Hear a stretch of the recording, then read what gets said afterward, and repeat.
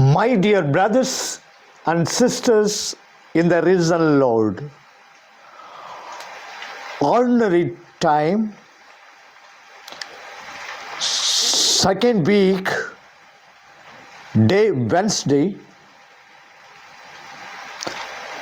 the final arbiter in life is not law but love. The final arbiter in life is not law but love. Sharam Cook is a renowned Hindu poet. Through his poem, he endeavored to eradicate socio-religious evils in the society. In one of his poems, The Desire for a Flower, he expressed the evil inherent in untouchability. There was a little girl, Sugiya, who was mortally ill, believing that a sacred flower from the temple could heal her. She asked her father to fetch a flower from the temple. Her father was flabbergasted. Being an untouchable, it was illegal before Indian independence for him to enter a temple. Overcoming the fear of the consequences, he ventured into the temple.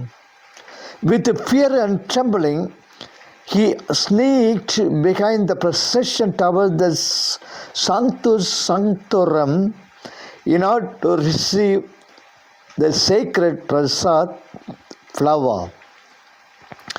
None identified him. He took the prasad, and just when he turned to go out, some identified him as an untouchable.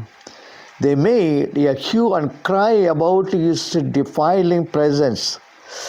He was handed over to the police, and the police in turn handed him over to the court. He was found guilty and punished with 7 days imprisonment. After serving his sentence, when he returned home, his daughter was already dead and cremated. In today's gospel, we find that the Pharisee watched if Jesus would break the Sabbath law by curing the man with a withered hand. Jesus was more concerned with the compassion of the Pharisees' way with the Lord. He healed the man with a withered hand, although it was a Sabbath. Religious rules, rituals, and regulations are meant for man, and man not for these. Through this miracle, Jesus taught 2 lessons. 1. It is always right to do good on any day, even on Sabbath days. Jesus never hesitated to do good, even on Sabbath days. If he could help any man or woman to relieve them from their pain and misery, he never delayed his healing work. Religious rules and laws he respected. He went to the synagogue on Sabbath days and participated in his services. When he healed a leper, he commanded him to go to the temple to show himself to the priest and to offer sacrifices commanded by Moses, Mark chapter 1, verse 40 to 45. But he was against rules, regulations, laws, and traditions, of course man-made, which decreed against the well-being of a human person. When laws unnecessarily prolonged human misery, he transgressed them. He advocated the precepts. Human needs takes precedence over precepts.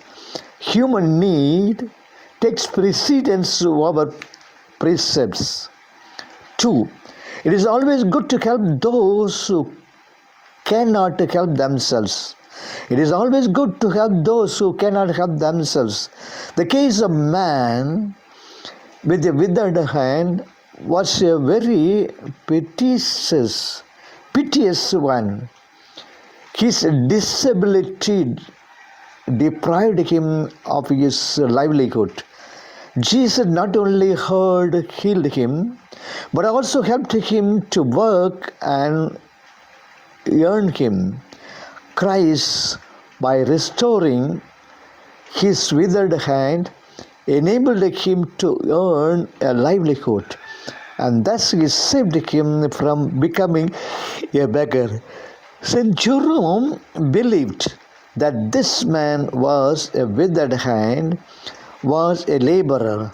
He believed that according to the genuine Matthew's Gospel, which the Nazarenes and the Epionians used, this man with the withered hand was described as a builder, and he made his prayer in these words: I was a builder, and I gained my living by the labor of my hands. I pray thee, Jesus, to restore me to health, that I may not disgracefully beg my bread. May God bless you. Amen.